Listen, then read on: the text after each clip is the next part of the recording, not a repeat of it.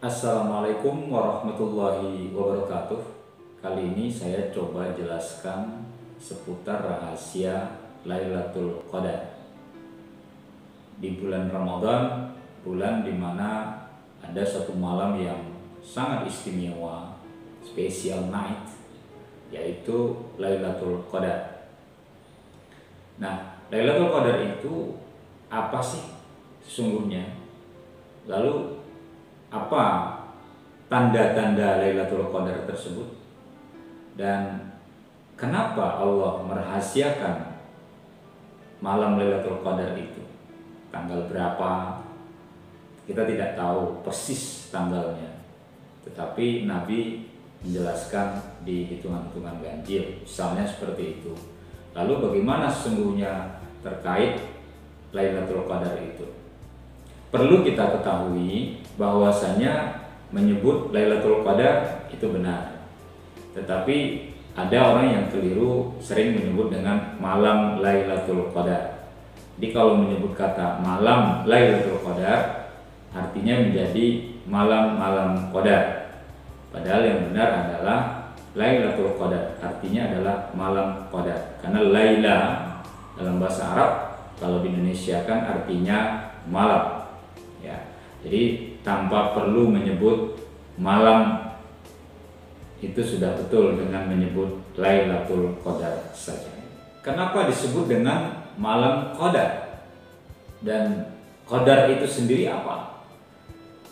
Menurut Syekh Ibnu Utsaimin yang dikutip oleh Abu Ibrahim Al-Maqdisi, ia menyebut ada 3 alasan kenapa disebut malam Qadar atau Lailatul Qadar.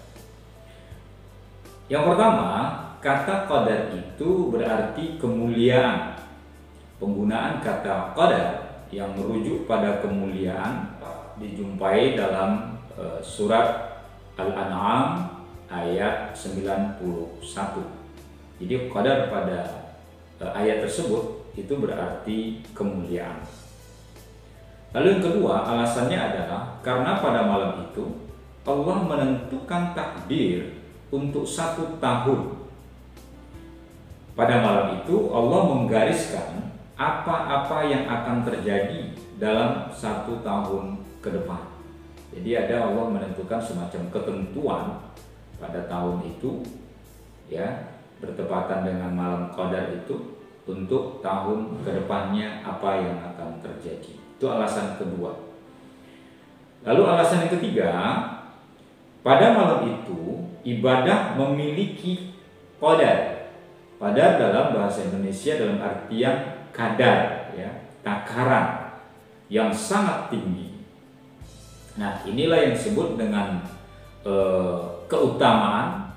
Allah mengatakan khairum min alfi syahrin, sama atau setara dengan 1000 bulan. Jadi ada keutamaan yang luar biasa ketika beribadah pada malam Lailatul Qadar itu. Kita akan mendapatkan pahala dan diampuni dosa yang telah kita lakukan pada masa lalu. Jadi itu 3 alasan yang diberikan oleh Syekh Utsaimin, seorang ulama dari Mekah, yang dikutip oleh Ibrahim Al-Maqdisi. Kenapa disebut dengan Qadar atau Lailatul Qadar? Lailatul Qadar sering dikaitkan dengan turunnya Al-Quran. Bagaimana ini penjelasannya? Sebagaimana diketahui oleh kita umat Islam, itu disebut juga dengan malam Allah menurunkan Al-Quran secara sekaligus ke Baitul Izzah. Ya, Baitul Izzah itu langit bumi. Kemudian diturunkan kepada Nabi Muhammad secara berangsur-angsur. Jadi malam Qadar itu turunnya Al-Quran, ya, secara komplit sekaligus, ya, ke langit bumi tepat pada malam Qadar. Lalu selanjutnya oleh Jibril yang disampaikan kepada Nabi Muhammad itu secara berangsur-angsur. Sebagaimana kita ketahui, selama 23 tahun proses turunnya Al-Quran itu kepada Nabi Muhammad. Karena Nabi Muhammad menerima wahyu itu di saat usianya 40 tahun ketika beliau diangkat menjadi Rasul. Nah, 23 tahun ketika beliau sudah menjadi Rasul, itulah saat Al-Quran itu diturunkan secara berangsur-angsur langsung kepada Nabi Muhammad Shallallahu Alaihi Wasallam. Lalu ada yang mengatakan, bagaimana dengan turunnya Al-Quran pada tanggal 17 Ramadan yang sering kita peringati dengan Nuzulul Quran, turunnya Al-Quran. Nah, inilah jawaban untuk penjelasan di atas tadi. Kalau Al-Quran turun sekaligus, itu bertepatan dengan Lailatul Qadar. Turunnya Al-Quran ke Baitul Izzah, ke langit bumi ini dari Allah Subhanahu wa Ta'ala, itu sekaligus dan tepatnya pada malam Qadar. Tetapi turunnya Al-Quran surat yang pertama dan diterima oleh Nabi Muhammad sebagai wahyu Allah melalui perantaraan Jibril itu tepatnya tanggal 17 Ramadan, 40 tahun dari usia Nabi, dan beliau diangkat menjadi Rasul pada usia tersebut dan menerima Al-Quran atau surat pertama dalam Al-Quran, yaitu surat Al-Alaq itu di Gua Hira, yang kita kenal juga dengan istilah wahyu pertama turun kepada baginda Nabi. Untuk argumen bahwa Al-Quran itu turun pada malam Qadar itu sangat jelas, sudah jelas dikatakan oleh Allah dalam surat Al-Qadar sendiri. Inna anzalnahu fi lailatul qadar. Sesungguhnya kami telah turunkan Al-Quran itu pada malam Qadar. Secara umum sekaligus Al-Quran diturunkan ke langit bumi, dan secara berangsur-angsur Al-Quran itu disampaikan oleh malaikat Jibril kepada Nabi Muhammad, dan surat yang pertama adalah surat Al-Alaq. Kemudian argumen untuk bahwa Al-Quran itu diturunkan pada tanggal 17 Ramadan, argumen yang dipakai oleh mufassir yaitu firman Allah dalam surat Al-Baqarah ayat 185, di mana Allah mengatakan syahrul Ramadan alladzi unzila fihi al-Qur'an hudal linnasi wa bayyinatin minal huda wal furqan. Kata Allah, bulan Ramadan adalah bulan yang di dalamnya diturunkan Al-Quran sebagai petunjuk bagi manusia, dan penjelasan-penjelasan mengenai petunjuk itu ada pembeda antara yang benar dengan yang batil. Nah, ayat ini menjadi argumen turun pertamanya Al-Quran pada tanggal 17 Ramadan, yaitu surat Al-Alaq yang diterima oleh baginda Nabi di Gua Hira sebagai wahyu pertama. Untuk penjelasan bahwa tadi Allah menurunkan Al-Quran itu pada malam Qadar ke langit bumi atau Baitul Izzah, itu memang secara sekaligus. Tetapi argumen yang menyatakan bahwa Nabi Muhammad menerima Al-Quran itu secara berangsur-angsur, wa Qur'anan faraqnahu litaqra'ahu 'alan nasi 'ala muqtin wa nazzalnahu tanzila. Kata Allah, dan Al-Quran kami turunkan berangsur-angsur agar engkau Muhammad membacakannya kepada manusia perlahan-lahan, dan kami menurunkannya secara bertahap. Al-Quran turun ke bumi, ke langit bumi secara komplit, lengkap, sebagaimana dijelaskan di atas tadi. Tetapi Al-Quran disampaikan oleh Jibril kepada Nabi Muhammad secara berangsur-angsur, secara perlahan-lahan, atau secara bertahap. Kira-kira apa yang bisa kita pahami di sini? Bahwa disinilah Allah menunjukkan bahwa Muhammad adalah sebagai seorang manusia biasa, sebagaimana Allah mengatakan sendiri dalam Al-Quran, mengandaikan Muhammad dengan istilah ana basyarum mithlukum, saya adalah manusia sama seperti kalian, kata Allah mengumpamakannya dalam Al-Quran. Artinya Muhammad itu adalah makhluk ciptaan Allah seperti kita manusia pada umumnya. Cuma keistimewaan dan kelebihan beliau adalah diberi kepercayaan oleh Allah untuk menjadi nabi dan rasul, dan kepercayaan yang diembankan kepada beliau itu adalah kepercayaan yang harus dia sampaikan kepada umatnya.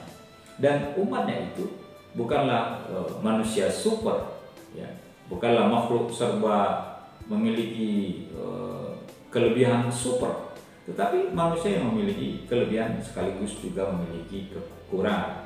Dan cara menerima dan menyebarkan Al-Quran itu ternyata sesuai dengan kemampuan manusia juga, diterima secara perlahan-lahan, disebarkan oleh Nabi juga secara berangsur-angsur. Supaya apa? Supaya para hafiz pada saat itu, para sahabat yang menghafal Al-Quran bisa menghafalnya. Kita tidak bisa bayangkan kalau seandainya pada masa itu budaya tulis-menulis itu tidak seperti zaman sekarang, tetapi budaya yang sangat sederhana. Bahkan Nabi sendiri disebut dengan ummi, ya. Dia menyebut dirinya ummi, ya. Tidak bisa baca dan menulis. Ini menunjukkan bahwa itu sisi-sisi kemanusiaannya, ya. Bahwa beliau adalah sama dengan manusia-manusia yang lain, bahwa memiliki sifat-sifat kemanusiaan, sehingga sesuatu hal yang berlebihan seandainya Nabi Muhammad menerima Al-Quran itu secara utuh sekaligus, bagaimana 30 juz itu diterima. Itu kan sesuatu yang absurd, ya, kesannya. Tapi tidak. Al-Quran diturunkan oleh Allah secara berangsur-angsur, mudah diingat, mudah dihafal oleh para sahabat, dan prosesnya cukup lama, yaitu selama 23 tahun. Di mana Al-Quran itu turun, lalu ada diawali dengan asbabun nuzul atau sebab turunnya. Sehingga setiap peristiwa-peristiwa yang terjadi itu ada dalil-dalil yang disampaikan langsung oleh Jibril kepada Muhammad dalam bentuk wahyu untuk menjawab persoalan yang muncul pada saat itu. Lalu kemudian, adakah tanda-tanda Lailatul Qadar itu? Ya, para ulama menjelaskan berdasarkan apa yang disampaikan oleh baginda Nabi bahwa Lailatul Qadar itu memiliki tanda-tanda. Jadi ada ciri-cirinya bagaimana Lailatul Qadar itu akan turun. Tanda-tanda tersebut, ya, yang terjadi pada malam itu, misalnya sebagaimana disebutkan oleh Ubay bin Ka'ab, ya, telah meriwayatkan bahwa Rasulullah bersabda, sesungguhnya matahari yang keluar pada hari itu tidak begitu bercahaya atau cenderung suram paginya itu, ya, setelah Qadar. Kemudian Abu Daud At-Tayalisi mengatakan telah menceritakan kepada kami Zam'ah dari Salamah ibnu Wahram dari Ikrimah dari Ibnu Abbas bahwa Rasulullah telah bersabda sehubungan dengan malam Qadar atau Lailatul Qadar, yaitu cirinya adalah malam yang sedang terjadi Lailatul Qadar itu terang, tidak panas, tidak dingin, dan pada keesokan harinya cahaya matahari lemah kemerah-merahan. Nah, ini berdasarkan hadis dari Rasulullah SAW, Ibnu Abbas yang diterimanya langsung dari baginda Nabi. Cirinya sangat spesifik sekali, ya. Kalau malam itu turun Lailatul Qadar, itu pada malam itu tidak dingin, kemudian tidak panas, terang, ya, cenderungnya terang, dan keesokan harinya matahari bercahaya agak lemah dari biasanya, mungkin tidak terlalu menyilaukan, ya, dan agak kemerah-merahan. Kalau ciri itu kita dapatkan pada malam Qadar, artinya itu Lailatul Qadar. Dan kita paginya kita lihat matahari apakah sama sebagaimana yang diriwayatkan oleh Ibnu Abbas ini, ya, bisa kita lihat pada keesokan harinya. Kemudian kenapa kita begitu terobsesi ingin mendapatkan Lailatul Qadar? Ya, ada banyak ganjaran dari malam Qadar tersebut. Mengingat melakukan ibadah dalam Lailatul Qadar itu sebanding pahalanya dengan melakukan ibadah selama 1000 bulan, sebagaimana yang sudah saya singgung di atas. Telah disebutkan dalam Sahihain melalui Abu Hurairah bahwa Rasulullah sendiri mengatakan, "Man qama Lailatul Qadri imanan wa ihtisaban ghufira lahu ma taqaddama min dzambi."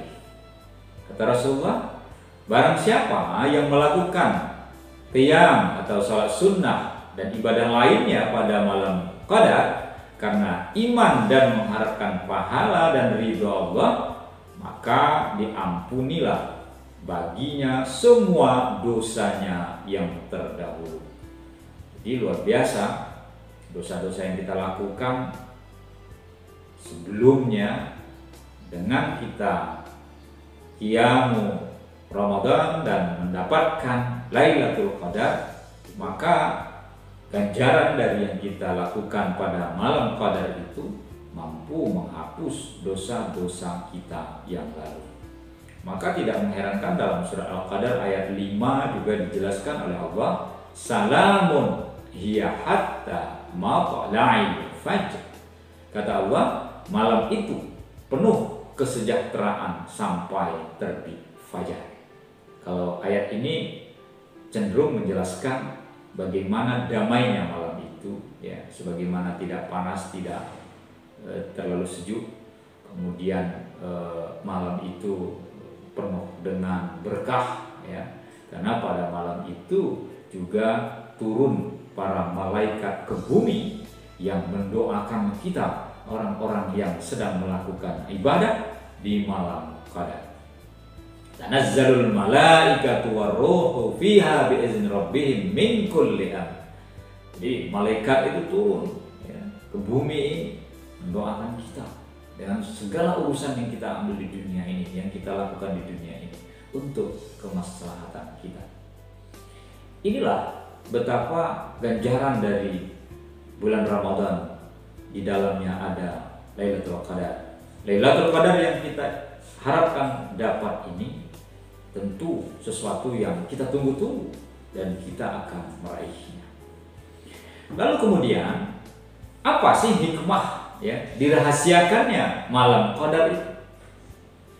Kalau Ramadan itu bisa kita ketahui melalui metode hifsab dan ru'yah, lalu Lailatul Qadar itu tidak diketahui tanggal berapa persisnya, ya, dan terkesan dirahasiakan oleh Allah, walaupun Rasulullah menyebutkan bahwa jatuhnya itu adalah 10 hari terakhir Ramadan, dan itu di tanggal-tanggal genap 21, 23, 25, 27, dan 29. Tentu tanggal-tanggal itu yang kita jaga dan kita tunggu agar kita mendapatkan tanggal tersebut.